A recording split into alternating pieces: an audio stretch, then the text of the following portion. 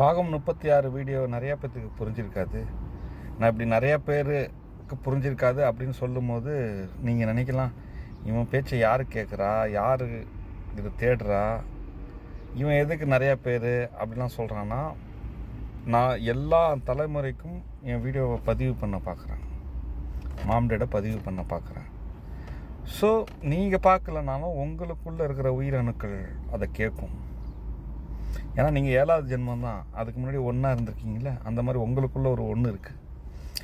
So நான் அதனால தான் இந்த மாதிரி பேசுகிறேன். அதை நீங்கள் கண்டிப்பாக புரிஞ்சுக்கணும். ஏன்னா நீங்கள் பாட்டுக்கு ஏதாவது ஒரு கற்பனை பண்ணக்கூடாது. நம்ம விஷயத்தை நம்ம தெளிவுபடுத்திடணும். அதில் பாதை, அதாவது சயின்ஸ் படி பாதை மாறி போனால் ஊர் சேர முடியாது. ஆனால் ஆன்மீகம் படி பாதை மாறி போனால் நம்பிக்கையோடு போனால் ஊர் வந்துடும் அப்படின்னு ஆன்மீக ரீதியாக இது பண்ணலாம்.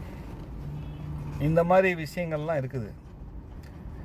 அதனால் அந்த விதி கோடை பற்றி நான் பேசும் பொழுது இந்த எல்லாத்துக்கும் விதி இருக்குது.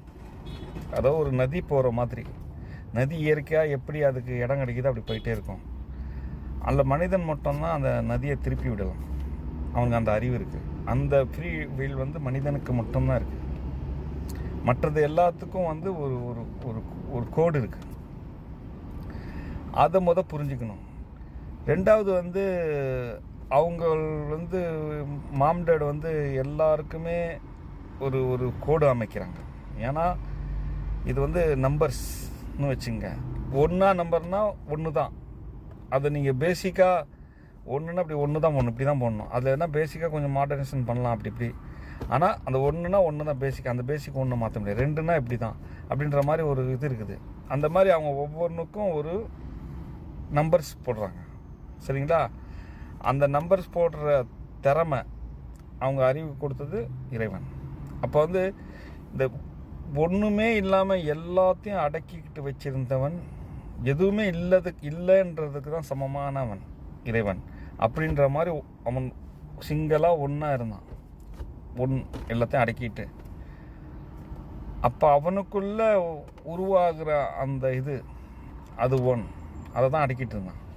அந்த இதுக்கு மேலே இது வைக்கக்கூடாதுன்னு அவனுக்குள்ளே அந்த அடக்கக்கூடியதை சேர்த்து பிரிச்சிட்டான். அது 2 இப்படின்னு ஒரு நம்பர் போட்டுகிட்டே வரும். ஒன்று அடுத்தடுத்தது வச்சுங்களேன். இப்படி இந்த பிரபஞ்சம் முழுக்க ஒரு நம்பர்ஸ் இருக்குது.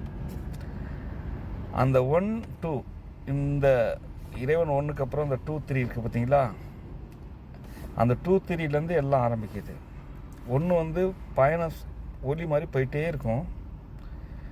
இன்னொன்று அது பட்ட உடனே சுற்ற ஆரம்பிச்சுக்கும். ஏன்னா இப்படி தள்ளி விடுற மாதிரி சுத்தம். அது சுத்த சுத்த சுத்த சுத்த இது போக போக போக போக இது எல்லாத்தையும் நிப்பாட்டக்கூடிய உயிர்கள் உருவாகிறது தான் இந்த எல்லா உயிரினங்களும். அதெல்லாம் டெவலப் பண்ணி அந்த அறிவை மட்டும் நம்பர் போட்டு இதுக்கு இந்த அறிவு இருக்கும், இதுக்கு இந்த அறிவு இருக்கும், இதுக்கு இந்த அறிவு இருக்கும். ஏன்னா அவங்க மனிதனுடைய முழு பாடியை எடுக்கிறாங்க அவங்க அறிவு பயணம் பண்ணுறதுக்கு. எல்லா அறிவில் இருந்தாலும் மனிதன் அறிவில் இப்போ பயணம் செய்கிறாங்க. அப்போ மொத்தம் நம்ம உடம்பு மாதிரி நம்ம மூளை இங்கே இருக்குது, எல்லாத்தையும் மெயின்டைன் பண்ணுற மாதிரி மொத்த பிரபஞ்சத்தையும் இந்த அறிவு எல்லோருக்கும் மாம்டேடு தான் இதை இது பண்ணுறாங்க. அதனால தான் உலக மக்களின் மாம்டேடு திரு தமிழ் வாழ்க, வாழ்க திரு தமிழ் அப்படின்னு சொல்கிறான். இதை நீங்கள் புரிஞ்சுக்கிட்டா இதுக்கு முன்னாடி போன வீடியோவும் நீங்கள் புரிஞ்சுக்கலாம். இன்னும் புரியலனாலும் இன்னும் அடுத்தது அதை பற்றி இன்னும் விரிவாக சொல்கிறேன்.